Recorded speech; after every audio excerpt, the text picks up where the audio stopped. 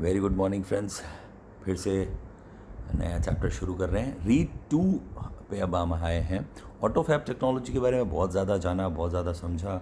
ऑटोफैब technology क्या चीज़ है, technology आज की तारीख के अंदर कितनी इम्पॉर्टेंट है हमारे लिए, टेक्नोलॉजी से हमें क्या फ़ायदा है, क्या नुकसान है, टेक्नोलॉजी हमें आने वाले फ्यूचर के अंदर क्या किस प्रकार से हेल्प करेगी, किस प्रकार से हम उस और टेक्नोलॉजी को और ज़्यादा उसका फ़ायदा लेकर और अपन और बेटर ह्यूमन काइंड बनेंगे और बेटर वर्क जो जिस जिस टाइप के हम काम कर पाएंगे उसमें और ज़्यादा एक फिनेस आएगा। तो वैसे भी आप देखेंगे तो बहुत सारी चीज़ें जैसे एग्रीकल्चर इंडस्ट्री के अंदर बहुत ज़्यादा आ चुका है ऑटोमेटिक चीज़ें, ट्रैक्टर्स आ चुके हैं, आप देखें वीडर आ चुका है। बहुत सारी ऐसी चीज़ें हैं जो कि और उसको और एनहांस करती रहती है। फ्रूट्स को अगर आप फ्रूट को छांटना हो, फ्रूट की क्वालिटी को चेक करना, उसके लिए भी मशीनरी आ गई है। बहुत सारी ऐसी कंपनियां हैं। फूड हमारे जिस जिस भी टाइप का हम फूड खाते हैं, जो भी यूज़ करते हैं, उसमें टेक्नोलॉजी का बहुत बड़ा योगदान है।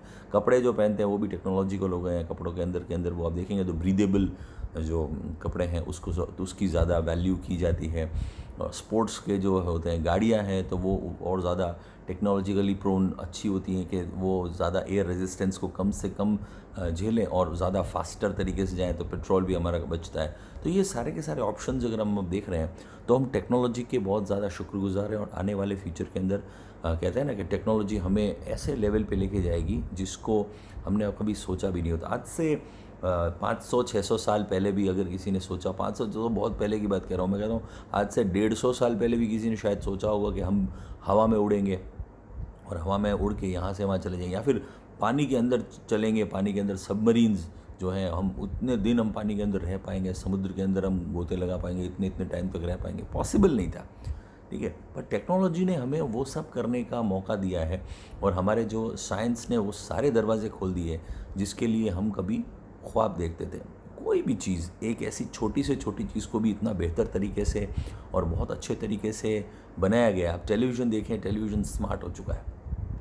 आप देखें एलेक्सा स्मार्ट हो चुका है। एक गूगल के गूगल डॉट्स आते हैं छोटे छोटे, आप देखें इको डॉट आता है, आप उसको कुछ बात बोलो कि play a nice song for me, तो वो आपके लिए सॉन्ग बजाएंगे। आपको कुछ करने की ज़रूरत नहीं, कोई बटन दबाने की ज़रूरत नहीं है, आपकी वॉइस कमांड पे चीज़ें होती है। आप बोलेंगे लाइट्स ऑन तो लाइट्स ऑन होती है। तो वाईफाई जो आप देखते हैं वो आ चुका है।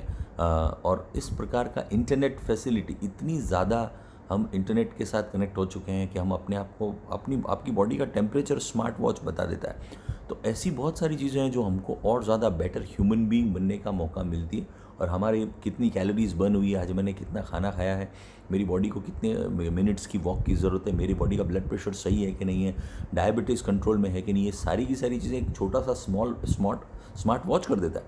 तो ये सारी की सारी चीज़ें हमारी लाइफ के अंदर बहुत ज़्यादा इंपॉर्टेंट है। तो ऐसी उसी ऑटोफैब टेक्नोलॉजी का जो सेकंड पार्ट है, इसमें रीड 3 भी है, पर मैं अब आज रीड 2 के बारे में थोड़ी बात करूंगा।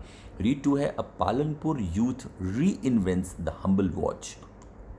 पालनपुर का एक लड़का, पालनपुर कहाँ है? गुजरात में। पालनपुर का एक लड़का यूथ है, यूथ मतलब जवान आपके जैसा, री इन्वेंट नहीं किया उसने, री इन्वेंट किया, री invents the humble watch. Humble watch बहुत ही अच्छा टाइटल है। हम्बल वॉच मतलब सादी सिंपल वॉच को उसने री इन्वेंट किया है। अब कैसे किया री इन्वेंट, वो आप थोड़ा जाने। प्रणव मिस्त्री जो हीरो है हमारा, उसका नाम है प्रणव मिस्त्री, और एकदम फिक्टिशनल कहानी नहीं है, सही कहानी है, सच्ची बात है। प्रणव मिस्त्री, इसे याद रखना, प्रणव मिस्त्री, a native of Palanpur, Palanpur का ही रहने वाला, नेटिव है वहाँ का ही जो नागरिक है।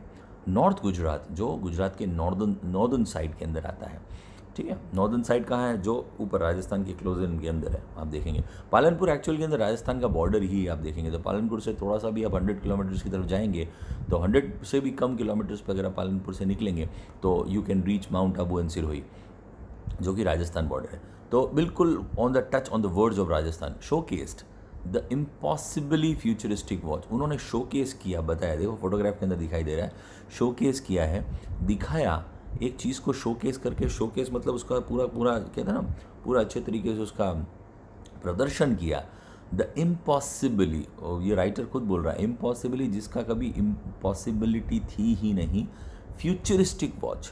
फ्यूचरिस्टिक जो आने वाले फ्यूचर के अंदर भी इसकी बहुत ज़्यादा डिमांड होगी, और फ्यूचरिस्टिक पहले से ही फ्यूचरिस्टिक है ये फ्यूचर को भी हमको दिखा रही है, फ्यूचर में ऐसा हो जाएगा। आपने कई बार देखा होगा टेलीविज़न के अंदर और व्हाट्सएप के अंदर बहुत सारे ऐसे ऐसे इंस्टाग्राम पे मैसेजेस आते हैं कि एक बटन दबाओ तो एक एरो निकलता है, तो वो यहाँ से अगर आप 3 डिमेंशनल कुछ चीज़ें, हाथ में से कुछ निकलता है तो आप वो दिखते हैं, ऐसे बटन आप हवा में दबाओगे तो हो जाएगा। तो ये सब फ्यूचरिस्टिक अप्रोच है, होगा ज़रूर होगा।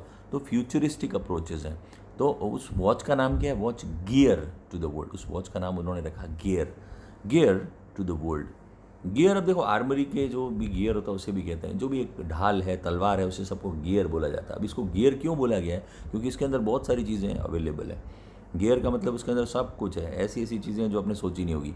मिस्त्री is the head of think tank team. ये बहुत अच्छा वर्ड है, आपको सीखना पड़ेगा। थिंक टैंक का मतलब क्या होता है? आप कोई भी आप कंपनी में काम करते हो या कोई भी विशेष जगह पे काम करते हो तो आप उसके थिंक टैंक होते हो। थिंक टैंक मतलब आने वाला फ्यूचरिस्टिक अप्रोच, आगे क्या प्लान बनाएंगे, वो वही 6, 7, 8 जनों की टीम या वो उसके थिंक टैंक होते हैं, वो सोचते हैं। तो उस टैंक के अंदर वो जितना विचार अपना उड़ेलते हैं, तो उस टैंक में से ही जितना पानी रूपी जो नॉलेज निकलता है तो वो सभी लोगों के अंदर ऐड हो जाता है। तो थिंक टैंक टीम कौन सी है? Samsung research America. Think tank team Samsung research America के अंदर वो काम करते थे। Who has design the digital. अब सैमसंग की कंपनी के अंदर काम करती है और सैमसंग नॉर्थ कोरियन कंपनी है, पर यहाँ पे आप देखेंगे तो सैमसंग की south Korean company, I am so sorry. Samsung research America जो उसका एक अलग प्लेटफॉर्म है अमेरिका का, उसके अंदर उन्होंने काम शुरू किया। Who has designed the digital watch. उन्होंने एक डिजिटल वॉच डिज़ाइन की। डिजिटल वॉच आप सभी को पता है क्या होती है?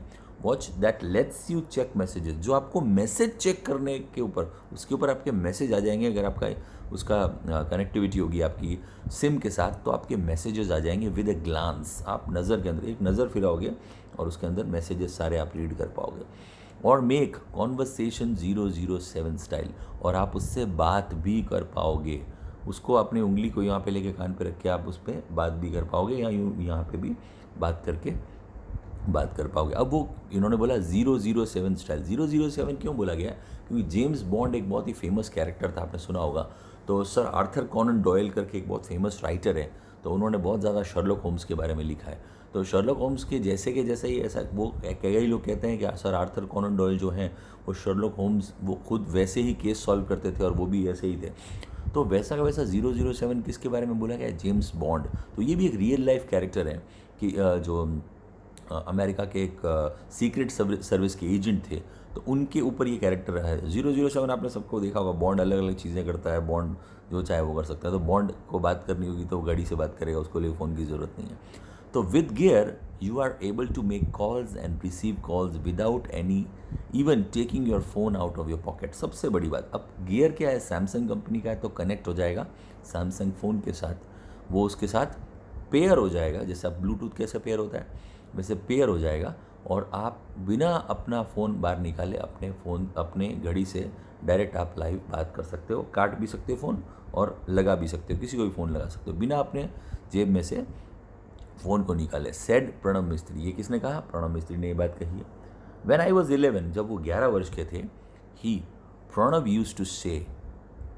प्रणब जब 11 साल के थे तो कहते हैं पूत के पाँव पालने में दिखाई देते हैं। छोटा बच्चा था तब, 11 वर्ष का, उसको कुछ ज़्यादा नॉलेज नहीं होगा, तभी भी उसने एक बहुत अच्छी बात की थी। वो गुजराती में उन्होंने बोला, हूँ मोटो थईने बहु नाम कमाविश। मैं बड़ा होकर बहुत बड़ा काम करूँगा। When I grow up I will earn a lot of fame. जब मैं बड़ा हो जाऊँगा तो मैं बहुत ज़्यादा फेम कमाऊँगा। एंड हिज फादर, कीर्ति भाई, उनके जो फादर है उनका नाम था कीर्ति भाई। We never knew it will be so soon. उनके फादर को ही इस बात का था कि हाँ ज़रूर करेगा काम, बड़ा होगा तो अपना काम करेगा, पर ही वॉज वेरी यंग। इतनी कम उम्र में वो इतना नाम कमा लेगा, ये बहुत बड़ी बात थी। He was absolutely unaware of that thing.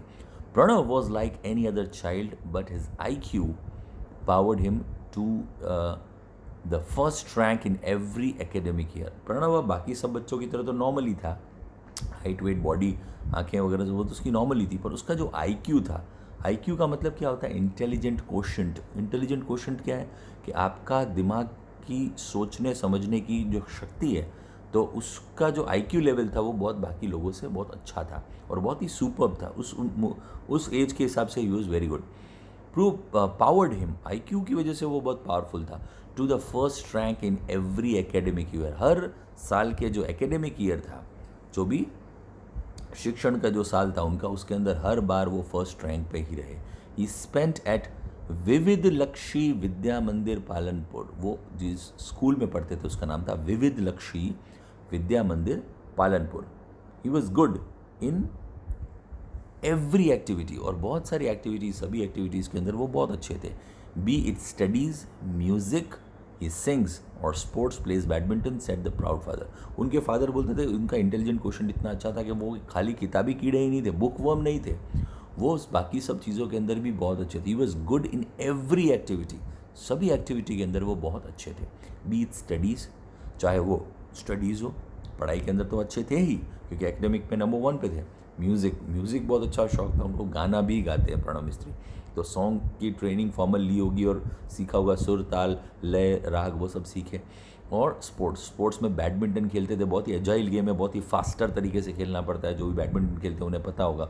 तो सेट द प्राउड फादर, जो गर्वीले पिता, वो हमेशा ऐसा कहते थे कि मेरा लड़का सभी चीज़ों के अंदर अच्छा था।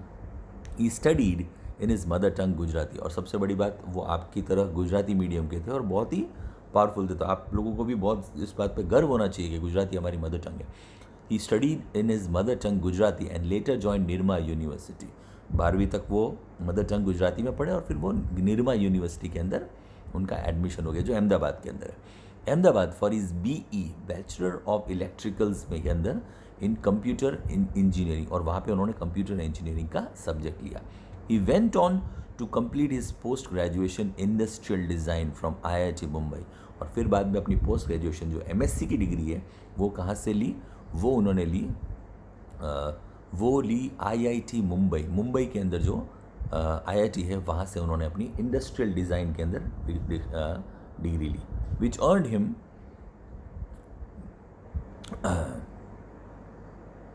अ job with Microsoft in Hyderabad. जो IIT की जब डिग्री ली तो उसकी वजह से उन्हें जॉब मिली कहाँ पे, माइक्रोसॉफ्ट इन हैदराबाद। तो समझ में आ गई, पहले वो कहाँ, पालनपुर में रहते थे, पालनपुर से वो कहाँ गए, वो पालनपुर से निरमा अहमदाबाद चले गए, अहमदाबाद से फिर IIT मुंबई चले गए, फिर मुंबई से उनकी जॉब कहाँ लगी, हैदराबाद। अब यह जॉब का जो शुरुआत हुई, माइक्रोसॉफ्ट कंपनी, बिल गेट्स की जो सबसे बड़ी कंपनी है, वर्ल्ड की टॉप 10 कंपनी में एक है माइक्रोसॉफ्ट। आप किसी के भी घर पे देखेंगे तो हर तीसरा कंप्यूटर माइक्रोसॉफ्ट ही होगा, कोई भी माइक्रोसॉफ्ट का ही सॉफ्टवेयर होता है उसमें, कंप्यूटर तो नहीं होता पर सॉफ्टवेयर है उसके अंदर, आप देखेंगे in Hyderabad. And president's award from APJ Abdul Kalam, और इनको जॉब भी मिली और प्रेसिडेंट APJ अब्दुल कलाम ने इन्हें खुद को एक अवार्ड भी दिया उस समय कि भाई तुम उभरता हुआ सितारा है आने वाला। He said from my engineering in computer science to my masters, engineering करते हुए कंप्यूटर साइंस के अंदर जो अपनी मास्टर की डिग्री जब ले रहे थे, अपर लेवल पे जब जा रहे थे, I worked on various fields like interaction design. तो इन्होंने बहुत अलग अलग चीज़ों पे अलग अलग क्षेत्रों में काम किया। सबसे पहला जो इन्होंने काम किया, इंटरेक्शन डिज़ाइन का मतलब जिससे हमारा कुछ लेना देना होता है, ऐसी चीज़ जिससे हम बोल के काम कर सकते हैं, उसके साथ हम अपना इंटरेक्शन करते हैं। अब ऐसा है, सैमसंग का एक फ्रिज है अभी आता है, तो सैमसंग के फ्रिज के पास आप जाके उसके पास आप क्लियर आवाज़ में वॉइस कमांड में बोलोगे रीड माई मैसेजेस, तो सैमसंग के ऐसे फ्रिज आ गए हैं कि जो आपके मैसेजेस रीड करके बताते, वो इंटरेक्टिव है। टेलीविज़न का रिमोट आप ऊपर करके बोलोगे कि प्ले सोनू निगम सॉन्ग्स, तो प्ले सोनू निगम सॉन्ग करेगा, वो इंटरेक्टिव हो गया। तो इंटरेक्टिव डिज़ाइन के अंदर इन्होंने बहुत काम किया। रोबोटिक्स के अंदर इनको बड़ा विषय था, रोबोट्स कैसे काम करते हैं आपको पता ही है।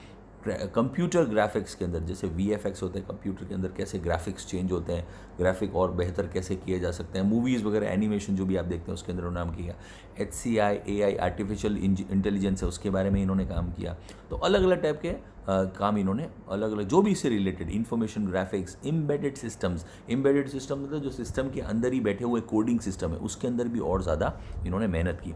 सोशल कंप्यूटिंग, कंप्यूटर जो सोशल कंप्यूटिंग से रिलेटेड है, सोसाइटी से रिलेटेड जो कंप्यूटिंग के फील्ड है उसके अंदर भी इन्होंने बहुत काम किया। कुल मिला के आप देखेंगे तो 360 डिग्री इन्होंने सभी चीज़ों के अंदर काम किया जो कंप्यूटर से रिलेटेड है। And the list goes on, और भी बात काम किया जिसकी लिस्ट हम यहाँ पे बनी बता पाएंगे।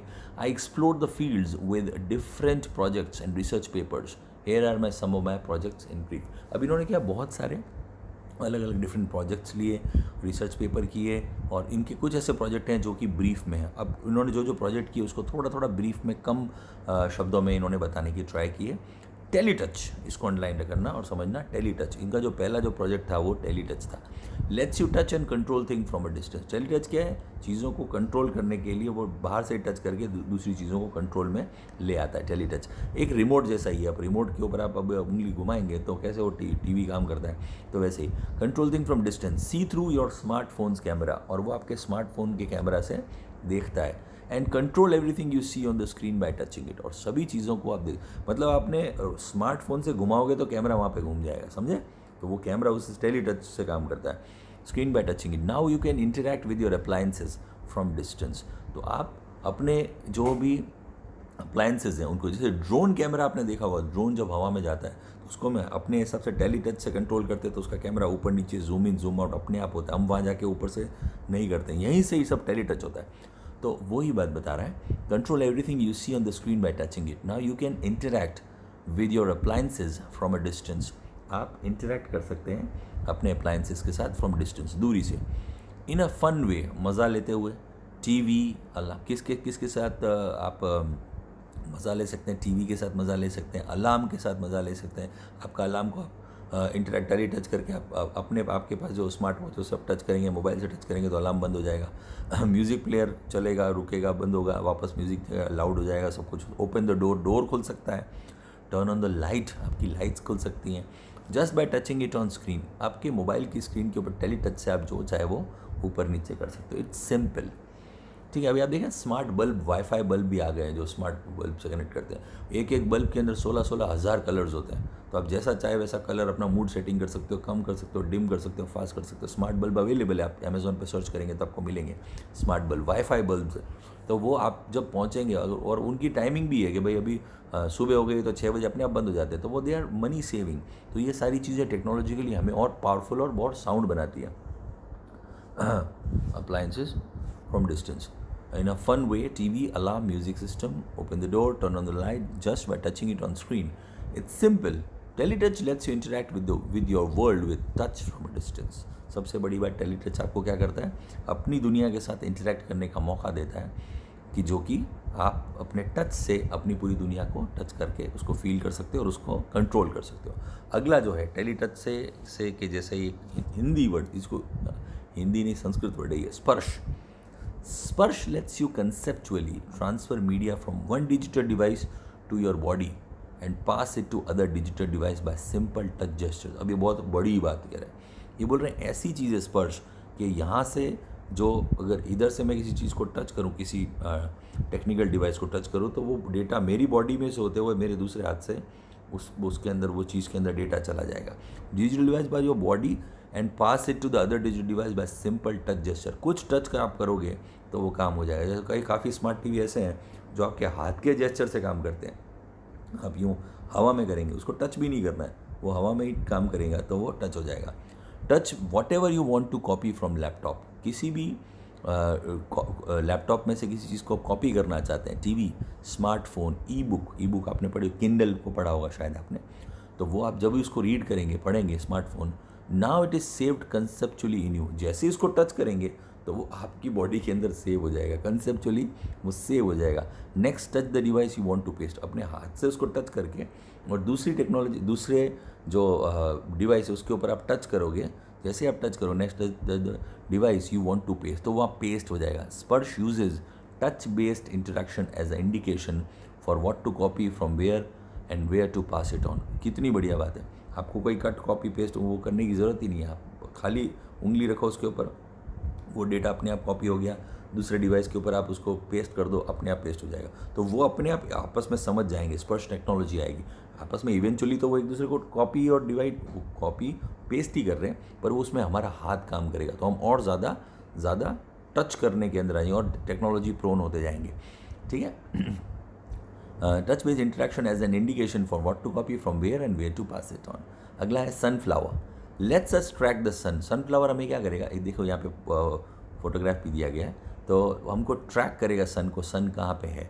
It is an artificial sunflower, एक नकली सनफ्लावर है, विथ सिंपल को एम्प 741 सर्किटरी। अब जो साइंस के आपके टीचर हैं मेजरली फिज़िक्स के, वो ज़रूर समझा पाएंगे इसे। ऑप एम्प 741 सर्किटरी, उसके अंदर 741 का सर्किट लगा हुआ है, ज़रूर पूछना अपने फिज़िक्स के टीचर के, क्योंकि मैं इतना विद्वान नहीं हूँ इस मामले में, तो आपको पता चलेगा कितने एम्पियर का 741 का सर्किटरी क्या होता है।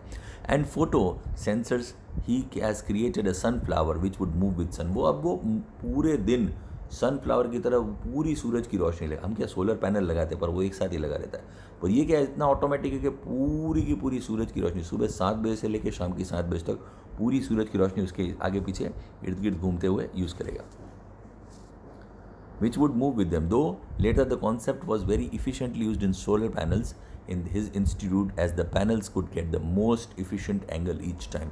यानी वो सोलर ऊर्जा तो ले रहे हैं, पर सबसे ज़्यादा सोलर ऊर्जा ले रहे हैं, सबसे बेस्ट सोलर ऊर्जा ले रहे हैं। सोलर की डायरेक्ट रोशनी वो पूरे दिन लेंगे तो मैक्सिमम एनर्जी सोलर में से, पैनल में से ली। यानी ये कॉन्सेप्ट भी बहुत ही बेहतरीन और बया नया कॉन्सेप्ट है। ठीक है, नेक्स्ट है सिक्स्थ सेंस। अब सिक्स्थ सेंस क्या है? Is a wearable gestural interface, wearable पहना जाने वाला जेस्चरल, जिसमें जेस्चर्स होते हैं। अब देखें ना, एप्पल के वो का लैपटॉप को घुमाना हो तो 2 उंगली नीचे करेंगे तो डिवाइस होगा। आप अपने अंगूठे से कई चीज़ों को करते हैं, जेस्चर से कंट्रोल, स्वाइप करते हैं, अपग्रेड करते हैं, तो टच करना, ये सब अलग अलग चीज़ टाइप के टच होते हैं। जेस्चरल इंटरफेस, आपकी आइरिस आँखों को आप करते हैं तो आपका मोबाइल अनलॉक हो जाता है उसके सामने, तो ये सब जेस्चर्स है।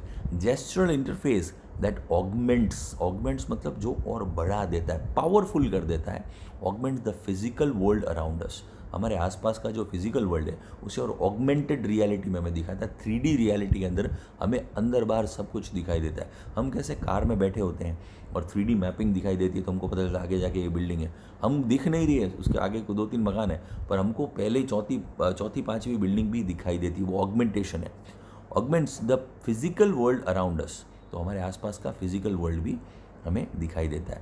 With digital information and lets us use natural hand gestures to interact with that information, तो हमको क्या करता है, हमारे नेचुरल हैंड जेस्चर, सिंपल हाथ के जो जेस्चर्स हैं, उससे ही हम इंफॉर्मेशन गैदर कर पाएंगे और देख पाएंगे। गूगल ग्लास के बारे में ज़रूर पढ़ना, विकीपीडिया पे चेक करना गूगल ग्लास, तो आपको पता चलेगा कि टेक्नोलॉजी किस लेवल तक पहुंच गई है। By using a camera and a tiny projector mounted in a pendant like wearable device, एक कैमरा आएगा जो अंदर पहले से होगा, छोटा प्रोजेक्टर भी होगा जो प्रोजेक्ट भी करके बताएगा आपको, कोई चीज़ टेलीविजन की तरह आपको दिखा भी देगा।